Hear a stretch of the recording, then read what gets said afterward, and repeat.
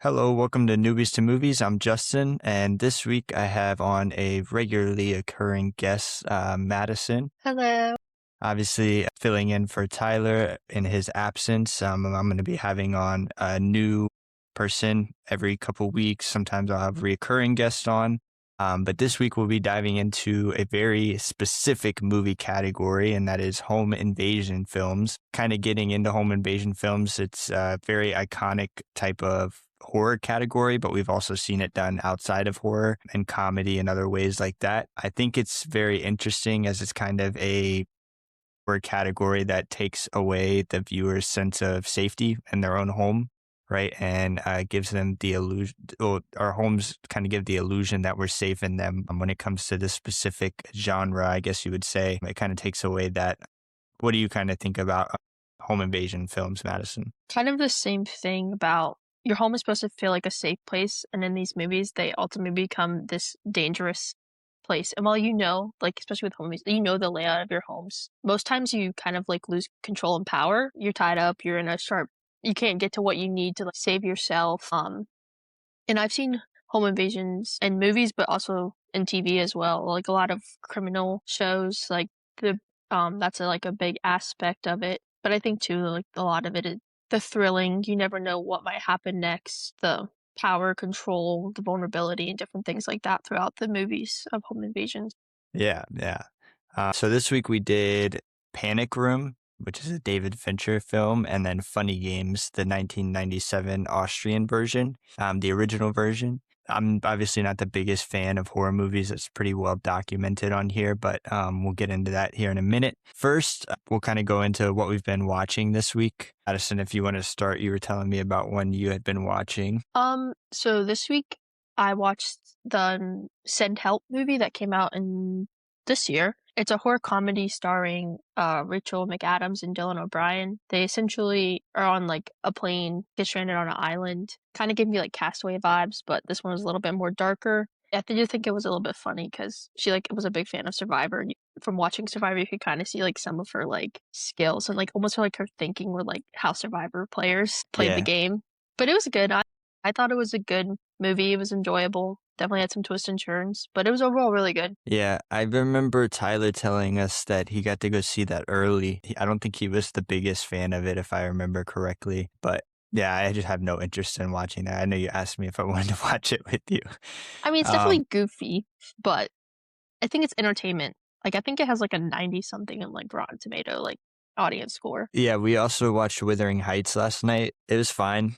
I think it dragged. That movie was really hard to get through. I thought it was going to be a lot darker, a lot more, I don't know, I guess you could say deep. I didn't care about the characters that much besides having big actors in it.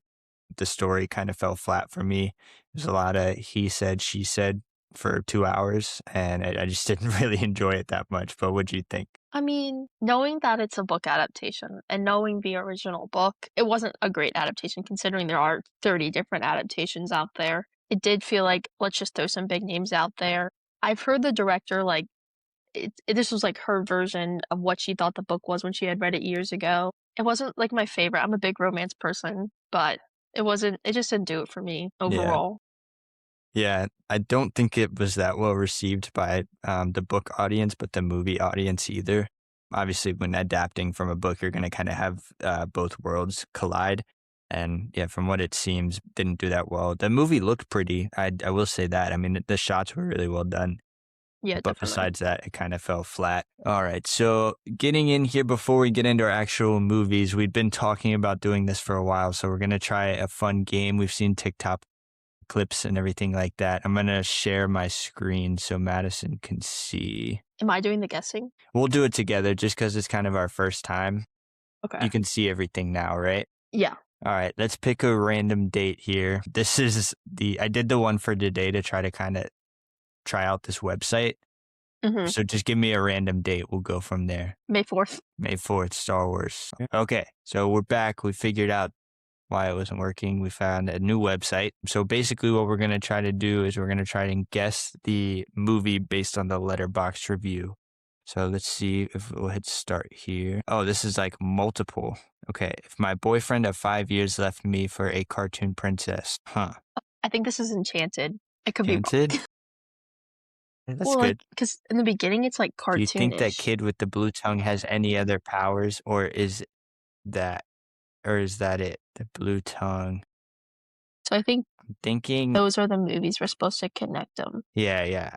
I'm thinking for this one, jeez. I think it's the Ponyo. I was gonna say that, but I didn't think so. It's probably X2. Wow, no. No. Wait, we messed this one up. Okay. Wait, what am I doing? I don't Okay. know. High-pitched Ryan Gosling scream. The Nice What? Guys. Yeah. Wouldn't that be? Yeah.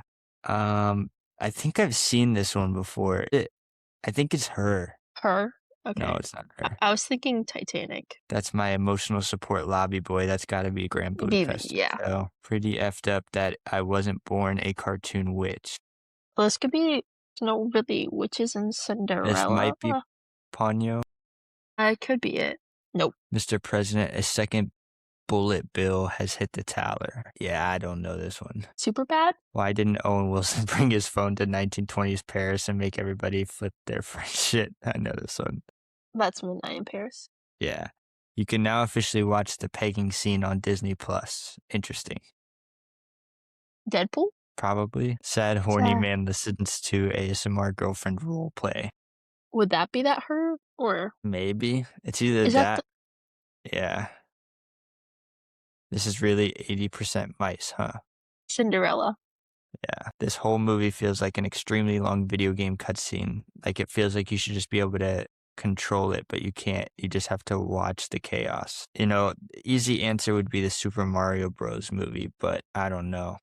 That's the only thing that I think. That also gives me Polar Express. I was gonna say that. Okay. Could be. Okay, yeah. Good job. That's the coolest effing story I've ever heard in my entire life. That's insane. It is. Can I hear it again? Do you have time? Yeah, dude, I don't know. This one's throwing me. I don't know what this movie is. Kiki's Delivery Service. You got a guess here? You kind of like froze. Are you good? You froze. Oh. All right, let's see. What do we have here? I'm just going to guess on this one. So I think we got 8 out of 15, which is pretty terrible. But Yeah. can I see mean, the we can try answers? another one. This one's kind of hard. Yeah, Liz. Okay. Wait, right there. Guess the film based on Letterboxd reviews. What this? It's okay. It's okay. Guns don't kill Okay. people. I kill people for Happy Gilmore. I don't know a lot of these. We didn't see half of these, I feel like. Yeah, I was gonna say some of them didn't pop up. That's okay. Well, I'll find a better one and we'll do it next time on the show. Okay. Yeah. That was kind of hard and weird because I was expecting to do like one movie and it give us like kind of like Wordle, like a bunch of different hints towards the movie. Well, that's But what I I'll find thought, one like too. that. And we'll go into it next time. Getting into the movies this week, though, obviously we talked about with home invasion films. So we'll start off with Funny Games, 1997 Austrian film. Very interesting. I wasn't expecting to go into this with subtitles, but it wasn't bad. The plot, I gave it a 4. Basically it's a psychological thriller movie, kind of like we were talking about. And it follows this kind of middle-class family in their vacation home. And 2 kind of sadistic young men show up and they're really like nice and weird about it. And they end up holding the family captive and subjecting them to like physical and psychological rewind, or he would turn and talk to the camera. But it was never like for any plot points. It was always just for like the artsiness of it, which I didn't really enjoy at all. But what do you think about the plot? It wasn't bad. It also I feel like it was a bit different than other home invasion movies I've seen because of kind of like that fourth wall thing. Like, the scene where he rewinded kind of weird. Like it threw me off guard. Like I wasn't expecting it that part. But you're right. They were really like weird, quiet, sadistic, and they kind of almost like fed off each other. Like the one main guy, he was like kind of a jerk to the other guy. But yeah, and the house too. Like it felt very like realistic. Like a normal, doesn't feel like a total set kind of thing. Does that make sense? Yeah. I mean, we'll get into it more kind of here with the characters. I gave it a 3. I didn't really care about any of these characters. I told you like halfway through the film when we were watching this, kind of like somebody important dies and we see like a 10-minute scene of the other characters dealing with that. And I just didn't care at all about the characters. There was no lead up. There was no like character development at all. I just didn't feel any emotion towards any of the characters. And that goes for both the antagonist and the protagonist. I just couldn't care less. I don't think that the story really developed the characters that well. And that's kind of why this one just fell flat for me. Yeah, I'd have to agree, like, because we see them coming up, the family coming up to like their vacation home. We don't really know much about them at all. So it's just like, oh, a normal family. Like we have no idea who they really are. We see that they meet the neighbors, they're kind of acting weird. They get to the house, and then the intruders are the boys are introduced, and then they're like gone for half of the movie, doing whatever. But they kind of just I felt like were the same. Like there was really no growth with them. Weird and quiet and like sadistic.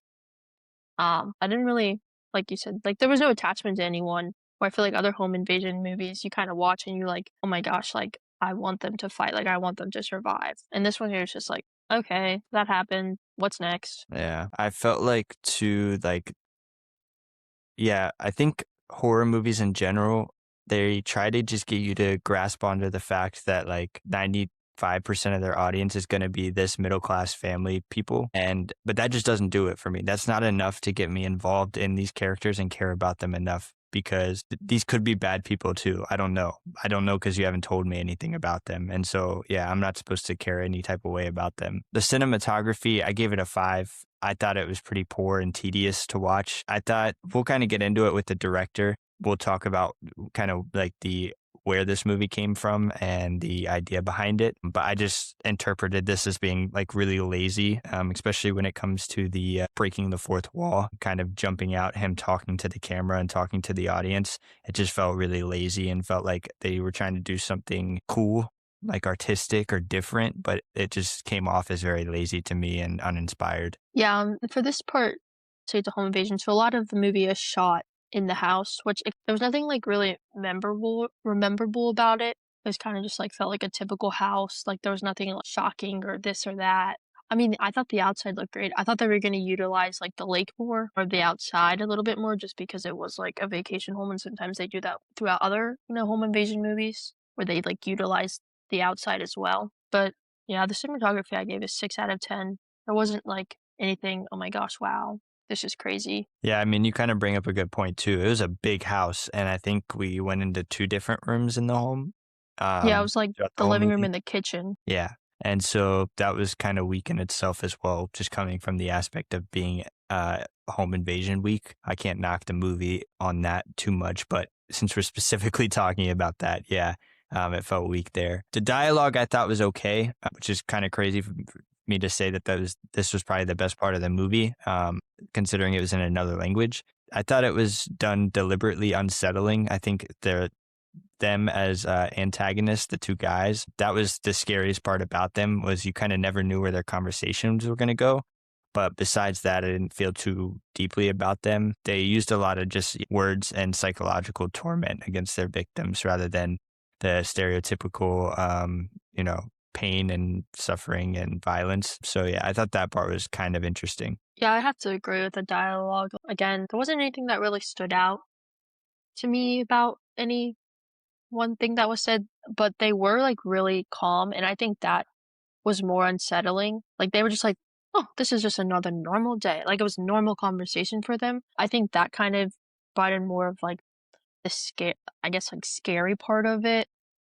Like the family just for the family, there seemed like some normal conversations, nothing really there either. I will say though, like, I don't know if it's I consider dialogue, but like the one part where they kind of just sat in silence off and on for like a little bit, that did feel like a little bit dragged out. But other than that, Yeah, I mean, I guess there was that one scene where like the son was running away and he kind of was like running throughout and ended up finding like a gun or something, but that didn't really go anywhere either. But I guess a little bit with the set design, I think like because the house felt a bit more normal, I guess it was a bit more uncomfortable because sometimes when you watch those movies, it does feel very cold. Where this one did kind of feel like warm and like it was really a house. So I will give them that. Like that was a nice part of the movie. It did feel really homey, but I wish they just utilized the house more throughout the movie. yeah, that scene with the son running away, that was probably he ran into their neighbor's house that they had already killed. So the 2 guys had already killed the neighbors. The son escaped to that house and found more dead bodies and weapons there for them when they tried to escape. That scene felt the most claustrophobic out of anything in the whole movie. Like it felt the most contained and scary in that house than the house they were actually in. The house they were actually in felt open. It felt like they were just kind of hanging out with each other instead of actually being like utilized in a sense of we need to get out of here. Yeah. I will say that was one of the more intense thriller moments because, like, he's running, he's hiding, he's catching up to him, he's like shouting things. I felt like that was a bit more, not that them like sitting in the house wasn't, but definitely felt more of like, oh my gosh, like what's going to happen kind of thing when it came to like that part of him running around. Yeah. Getting into acting, try to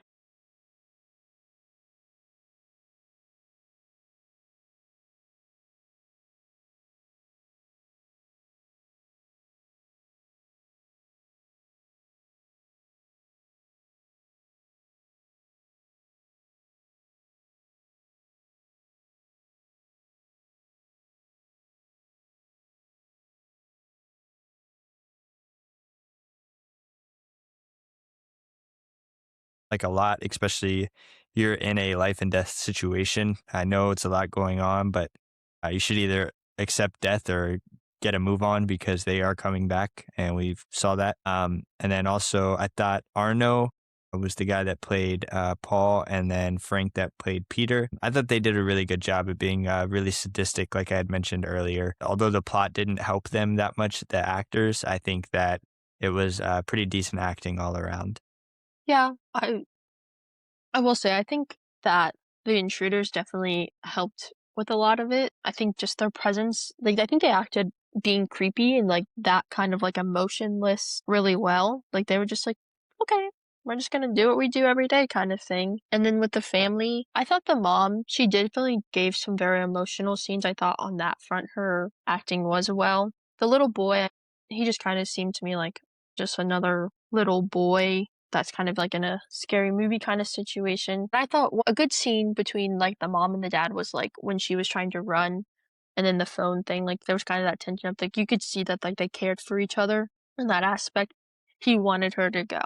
And you could see like the emotions, like I don't want to be here by myself, but like you need to go, you need to go find help. I thought that scene acting wise was really good overall. Yeah. Kind of getting into this movie, some background on it. Basically, the director was trying to take a anti-violence statement towards the horror film genre. It says here he kind of grew frustrated with how the modern cinema and television kind of desensitized audiences to brutality in the real world. And, that kind of, he's not wrong. It kind of made a lot of horror movies in the 90s very cheap popcorn entertainment. So he kind of just cut out the violence, though. It's still heavily implied that there's a lot of violence in this movie. We just don't see it, which I don't really understand his take at this point. If you wanted to make something scary without violence, that's one thing, but don't also just imply the violence. You see what I'm saying? Why Yeah. would you imply that there is violence in the film if that's your issue with it? So for that reason, I gave the directing a 3. I think that specific stance took a lot away from the film. I think it took a lot away from the actors and their roles, but I also think it took a lot from the character development and the plot development as well. I didn't know that he was trying to do that about the horror movies. You are right. Like a lot of horror movies now and then, they're very gory, they're very dark. There's like a lot of violence, but you do make a good point. Like if you don't want it to be violence, then why involve violence? Especially because you kind of you see like that they've been hurt. You see the blood, like you see all that stuff. So I feel like if you want us to do the anti-violence thing, then make a scary movie with no violence, or don't show it or don't show it, kind of thing. Yeah, I think the idea was kind of, to make a thriller that didn't involve as much violence. You would care more about the characters. But if you're not going to develop the characters in absence of violence, then don't. You see what I'm saying? Yeah, I guess that's too, like, because we've seen other home invasion movies, and like you might not know so much about the character in the beginning, but throughout most other movies, like you learn more about them, you learn the background, you learn this and that about them, so then you actually start to care. Where I don't feel like the director did a very good job of like making me want to care for them in any aspect. Like I feel like it was more of like a sympathetic thing, because yes, it was a sad situation. You don't want that to happen. I feel like there could have been more. I don't have much to say on his directing. I don't really know this director, to be honest, but I could tell that like what he was trying to do, like build the tension and the whole like almost more like it felt like trying to draw in the audience in a different sense by like being in like the intruders, like getting on their side kind of thing. Cause like that's who was interacting with you. Like he was winking, he was talking, like he had the remote, like, that kind of thing. But like, I don't have much to add for the directing. It wasn't like anything crazy to me. Yeah, he hasn't done many more big movies. It looks like the other one was The Piano Teacher in 2001. I don't know that one either, but it has pretty decent reviews. But getting into the soundtracks, I gave it a 2. I think there was like a Austrian rock song, very heavy metal song that played in the beginning and then the middle of this movie. That was absolutely it when it came to the soundtrack. There was no other music played throughout this movie. Again, horror movie, you're really trying to seek the thrill, and I think you need to add more music in to help carry a non-violent movie. That would have went a long way here, I believe. Yeah, I mean, we heard a little bit of music in the beginning when they were in the car and like they were playing the CDs as a family, but I think it was more like classical music. Like it was more like they were trying to guess like, but other than that, like you're right, like there was nothing really soundtrack wise that added to the movie. Like I can't be like, oh yeah, that part. There's because you watch some movies and you're like, oh, like that sound makes this movie so much more scary or have so much more of a thrill to it in different scenes and like that. But I gave it a 3 out of 10 overall for the soundtrack. Yeah, probably the most frustrating part about this movie is the theme. I found absolutely nothing after watching this. There was nothing I could point to and be like, oh, this is a good takeaway from this movie. So I started doing a little digging. I was like, let me see what other people are talking about when it comes to the theme. The absolute only thing that comes up is the director and him talking about the anti-violence and the mainstream media and how he kind of wanted to get away from that compared to typical horror movies, which sucks because it has nothing to do with the movie. That just has to do with the director's stance on it. And so you're giving us a movie that has no actual themes in it, nothing to take away, no real character development, no real plot development. Yeah, this is going to be a cruddy movie. And there is people that absolutely love this movie and think it's an artistic masterclass. I just don't understand where they are going with this because it really subverts the entire genre of home invasion and slasher films in general. The only theme that I really took away from this was like that the violence always continues, especially because, believe it or not, there's really not a happy ending to this. Nobody survives, where it's like most other home invasions. There's a sole survivor of at least one or maybe just like a couple or something. But we see like, obviously in the start of the movie, we see them where they begin. And in the entire movie, we see the family that was like the main point. And then in the end, after the boat scene, we see him doing the same exact ruse to the next house that from the lady that they met earlier about so-and-so is making eggs. I need some eggs. May I come in? And then it's like, it kind of all starts over again, it seems like, and they're just like doing the whole thing over. So that's like the only thing I really took away from the theme wise is like the cycle always continues. But then again, you're right about, I didn't know about the violence thing. It just doesn't, if you're trying to not go against the violence, then why are you continuing the cycle of violence rather than ending it? Yeah, I mean, I see what you're saying, but again, that's kind of a reach too. Just trying to make that a main theme of the movie it's a lot. But finally, I get into editing.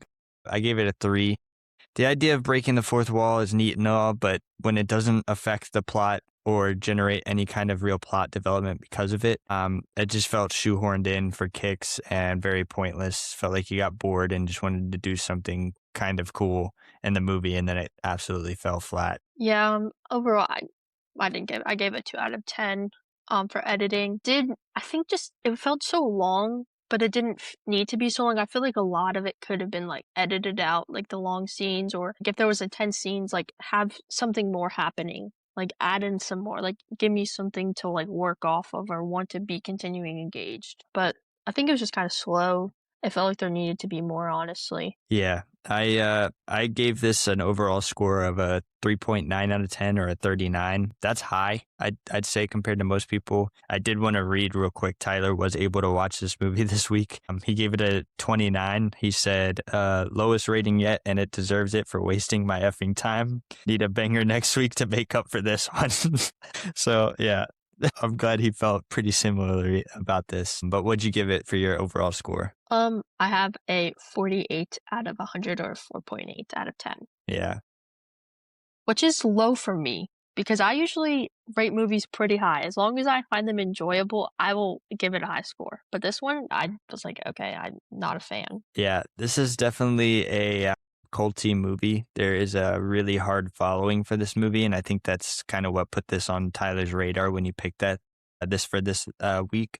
Kind of see what everybody's talking about in that following. I wish I could be like, "Oh, this is why some people would like it, but it's not for me." It's just I cannot grab onto anything and be like, oh, this is why people like it. Normally you could, especially in something in this sense, if it was really gory, if the thrill was that good, but I just couldn't get in tune with any of the characters. I couldn't get in tune with the setting or the plot or the themes. It just really fell flat for me. Yeah, and I mean, I think that's interesting because, like, when you look it up, it has like overall good ratings on many different platforms, and people do rave about this movie. When I was going to add my own personal rating to it, and I started reading, I was like, did I miss something? Like, I'm not understanding. But I guess if people like it, then people like it. Maybe it's just not meant for everybody. Yeah. Getting into the next one, we watched Panic Room as well this week. Definitely a lot better. I gave the plot a 7. This movie follows divorced Meg, played by Jodie Foster, and her diabetic daughter, Sarah, played by a really, really young Kristen Stewart, as they move into a New York house. On their very first night, 3 men kind of break in and steal a hidden fortune, forcing the mother and daughter into this home's high-tech fortified vault in her bedroom, called their Panic Room. Interesting plot, especially compared to the last movie. A lot here to handle. So overall, I gave it a 7. The only reason I gave it a lower score than I would typically give is I think, again, this movie really drags in the middle of the movie. I looked at you and I was like, how is there still like 45 minutes left? It came to like a kind of stagnant halt where none of the characters were really developing anymore besides Forrest Whitaker's character. And I was like, yeah, you could just end this, wrap this up now, and I'd be okay. It'd be a good movie, but it just really dragged there towards the middle to the end. Yeah, overall, I did enjoy this movie a lot more than than Funny Games. I feel like this one definitely had a lot more tension, and almost the fact that like you're supposed to again feel safe, and especially in a panic room, like you're in a box that's like supposed to be protected, but you still feel so much like I don't even know how to describe it, but just like so much tension and like fear for them. And I did think the movie overall was a lot better. I think Forrest Whitaker, I did like his story throughout the movie. I think it did build a lot better. I feel like there was a lot more building of caring for them, the good and the bad people overall. Yeah.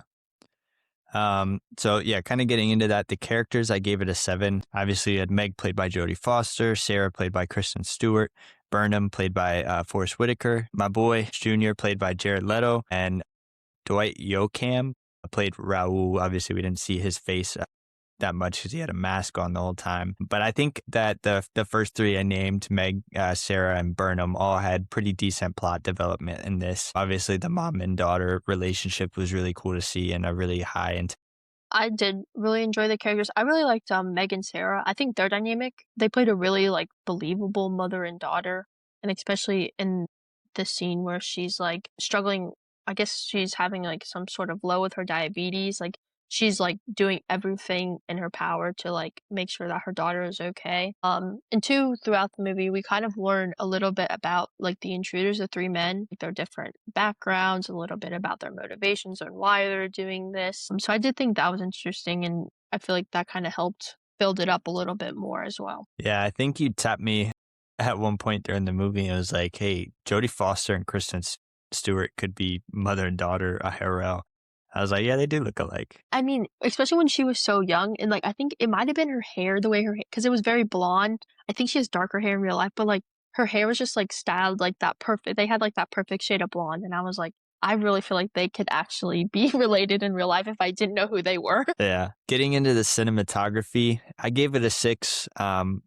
I can't help but compare this to other Fincher movies, saying that this is a Fincher film as well. From what I'm reading, very troubled production. Original cinematographer was from Seven, and we've just recently watched that, so you can understand how I would feel a little down about this movie when we look at the cinematography of Seven, but then was replaced a couple weeks into filming by the same guy that did American Beauty. So I'm sure there was a lot of different artistic versions that went into this. The movie, technically complex, yes. Fincher likes to really work in the CGI from the early 2000s into his films. So we can look back and say, wow, that looks bad now. But I didn't get too much out of it. Especially, I know it's tough when you're contained in one home, like we've been talking about with home invasion films. You really got to make that house interesting. And I just didn't find it that interesting when it came to the cinematography in the house itself. Well, I think a little bit different. I think compared to like the last one, I think they do utilize the house a little bit more in this one because we go Yeah. from floor to floor to floor, and we even see like a little bit of the outside. We see the panic room, we see their rooms, we see the different levels, we see the kitchen, we see the. I think the utilization overall for the cinematography of the house was a lot better. Like you could see the camera gliding from floor to floor, transitioning from looking at the cameras to where they were standing. I think that part of the cinematography was well. But I think cinematography overall, when it comes to a house, can only be done. You can only do, I feel like you can only do so much with it, especially if the whole focus is the house and the home invasion part. You can only, I guess, make a house feel so much. Yeah. Part of my thing is too just comparing it to other Fincher films. I mean, we're talking about Zodiac, Social Network, Fight Club, Seven, all having really amazing cinematography work. And so you look at this and you're like, well, comparatively, it's just not those. I think it is hard to compare it to other David Fincher movies, but I feel like those ones also, there's a little bit more to it. There's more themes, there's more plot. So you can build up cinematography in other places rather than just the home. Yeah. Dialogue, I gave it a 7. I thought it was fine. I couldn't really pick out a best line in this film. Some of it felt really corny. It felt like early 2000s movie lines. Yeah, nothing special to me. Yeah, I would say nothing really stood out to me.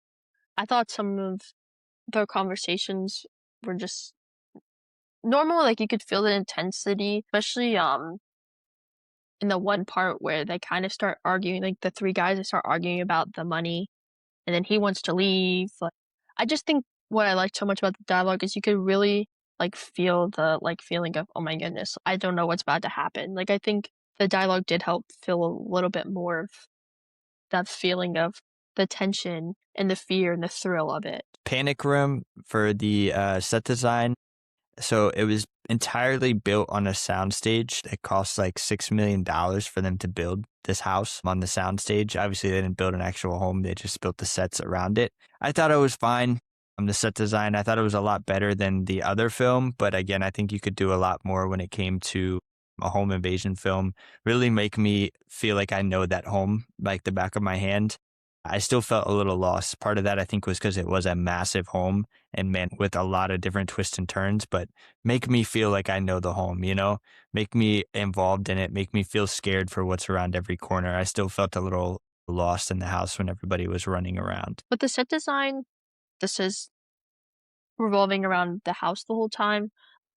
I feel like too is like almost hard to build like, the house so much because like they also had just moved in. I think that was like another point of they were trying to learn the house layout just as much as we, the audience, were because they had been there for what, a day, maybe half a day. Like this was their first night there. Like they're trying to get an understanding overall. Like she kind of utilized as well.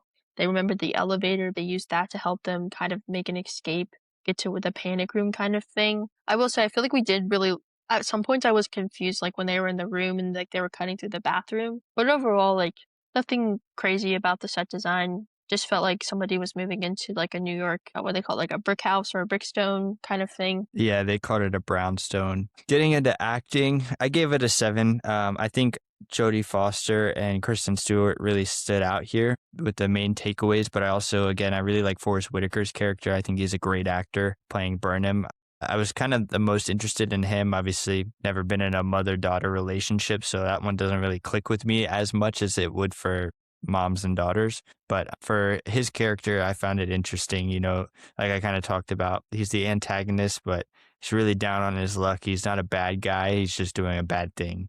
I always think that style of character is really interesting. I actually really enjoyed the acting in this. I think Jodie Foster did a great job. I think because in the beginning, you could kind of tell. I mean, obviously it's called Panic Room, but from the beginning, you could kind of tell that the movie was going to revolve around the panic room. And then when they went into the first time, like you could see her fear, like almost like she had claustrophobia. And like the first night, she was literally sleeping with the door open. Like you could see her fear of the room. And then the mother-daughter aspect, I think that was played really well. Obviously, I have a mother, I'm a daughter, so I could feel that bond between them. Like you could tell, like she was trying everything to make sure her daughter was okay. Like she only really wanted her daughter to be okay. And Forrest Whitaker, I think his acting was really well. I think you make a good point. Like he wasn't a bad guy, he just was doing a bad thing. And come to find out, like he was actually the one who built these panic rooms, so he knew a little bit more about them. Jared Leto, I mean, he kind of just played like a jerk and overall, but I didn't think the acting was bad. I was trying to refrain from bringing him up, but yeah, he's just playing a asshole like he does in every movie. Very poorly acted, just kind of yelling and screaming at every corner. Was kind of happy when he got his side of his face blown off with the fire. That was fun to watch. Directing, I gave it a 6. Just wanted more out of Fincher here. You know, kind of like you said, getting into the claustrophobia aspect with Jodie Foster's character. I just only got it in the beginning. I never felt like, you know, put into her mindset of being claustrophobic ever again throughout the whole film, which was frustrating. I was expecting him to lean on that more. I was expecting some cooler shots out of Fincher. Yeah, the development really dragged in the late to middle of the movie as well, which kind of took me out and didn't make it feel like a Fincher film to me. I think in the beginning, when they first got in there, you could, because I think Kristen Stewart, like she looked over and was like, "Are you okay?" And she kind of just like, I think, tried to play it cool. But I think at the same time, like she also had that motherly instinct to protect her daughter. So I think she kind of had to quickly get over that fear of being in there almost, I felt like. But I do enjoy David Fincher films. We've watched a lot of them. I wouldn't say like maybe this is one of his best films that he's done, but I don't think it's a bad film overall. Like I think he worked pretty well with what he was, you know, doing. But yeah, I gave it an 8 out of 10 for the directing. Soundtrack, I gave it a 5.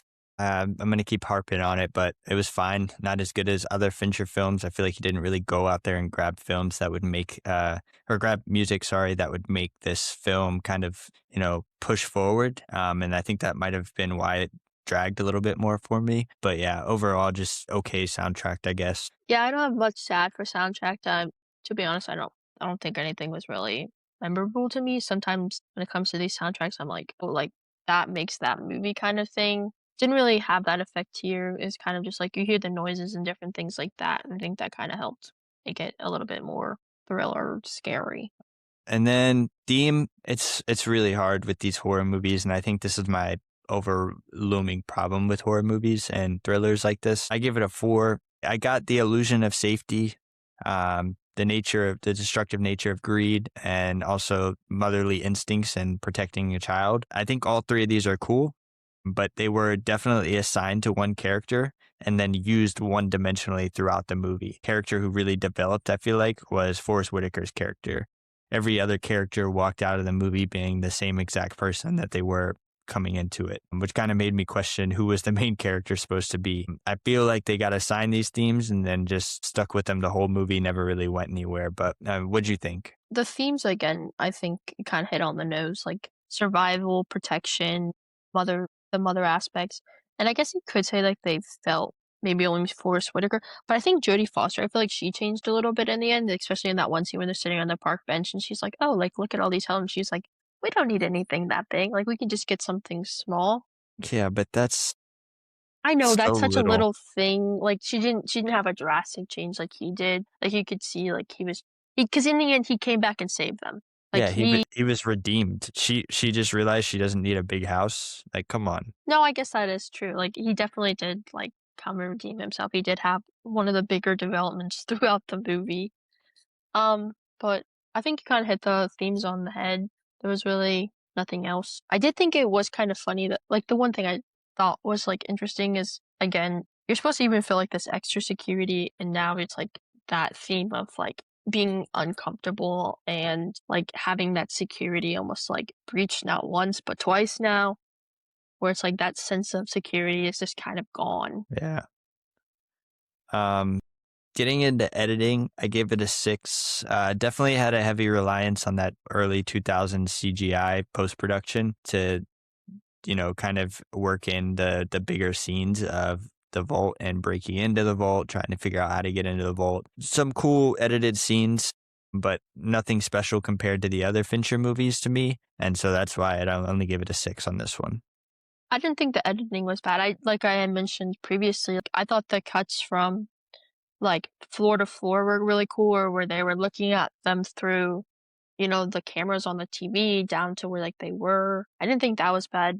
Nothing crazy editing wise, but overall I gave it a 7 out of 10. Yeah. Overall score, I give it a 6.1 out of 10 or a 61. I felt pretty okay about this movie. Saw that it was Fincher at the beginning and got really excited. And then throughout the movie, my excitement just went slowly down and down and down because I realized this movie was going to pretty much go nowhere besides Forrest Whitaker's character getting redeemed in the end. That was a whole lot of nothing. Tyler let me know he gave it a 72.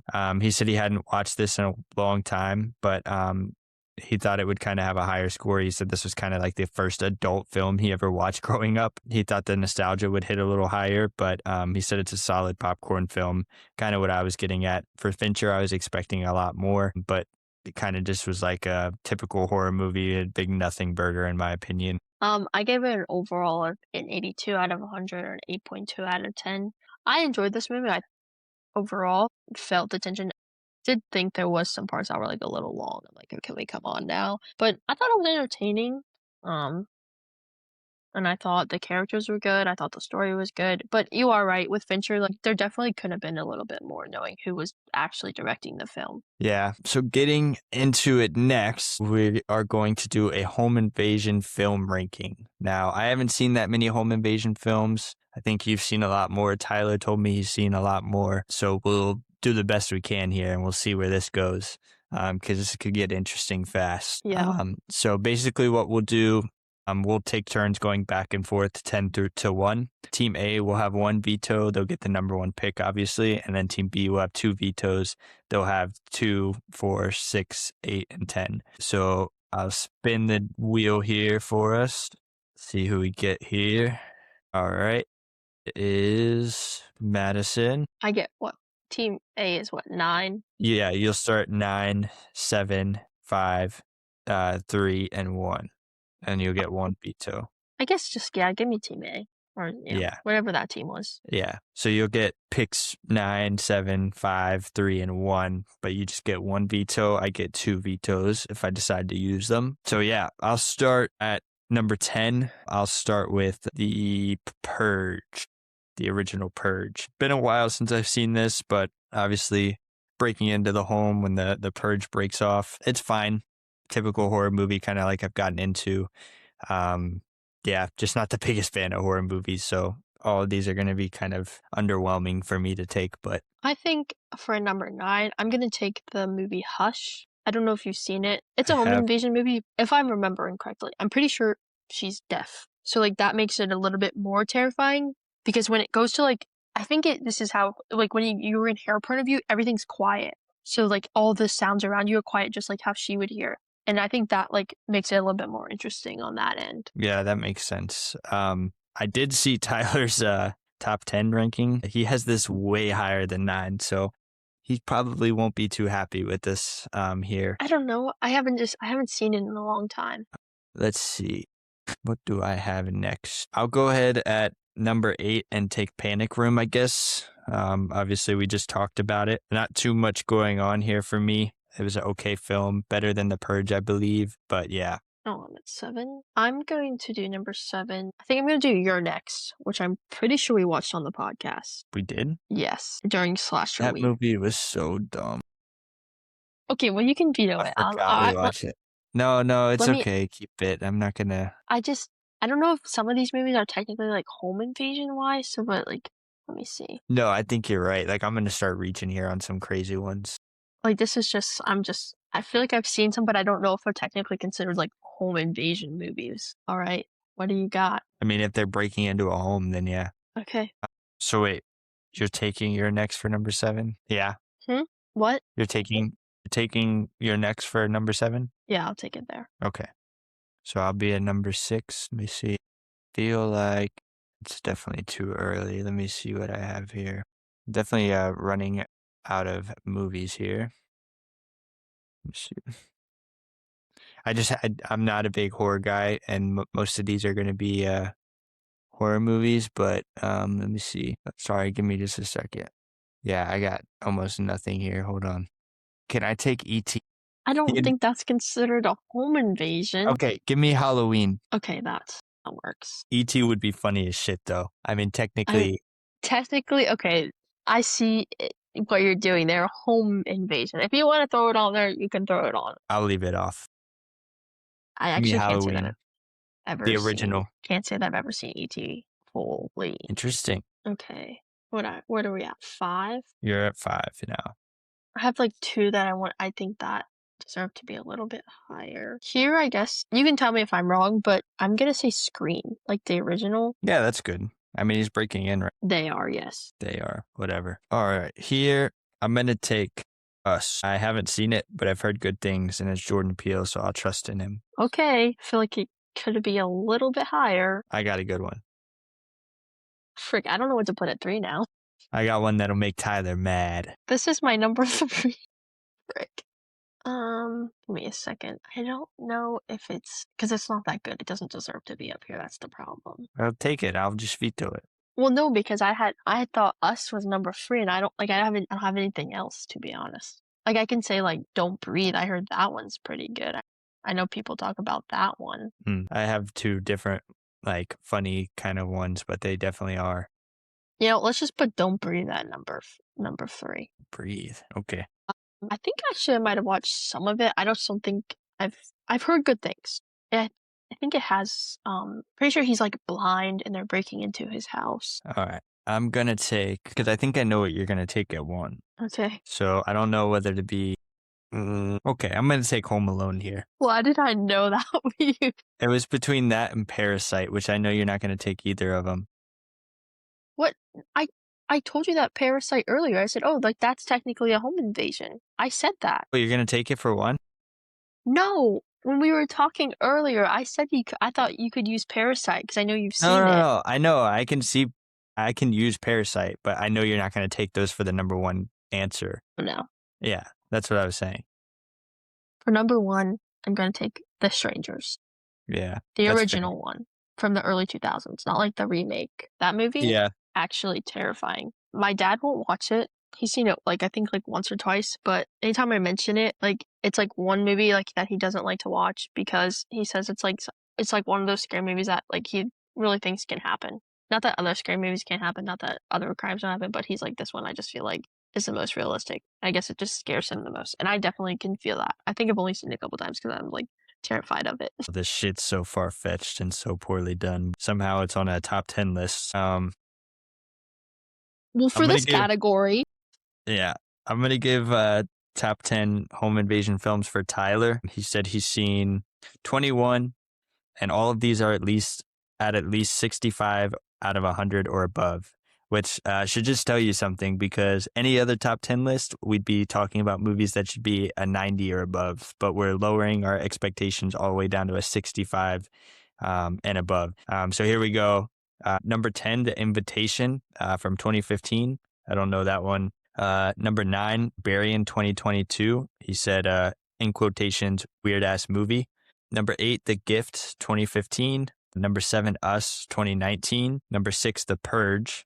Number 5, The Panic Room. Number 4, Signs. Number 3, Hush, 2016. I was kind of surprised you picked that one so low on our list. Number 2, The Strangers, 2008. And then number 1, Home Alone, baby. He gets it.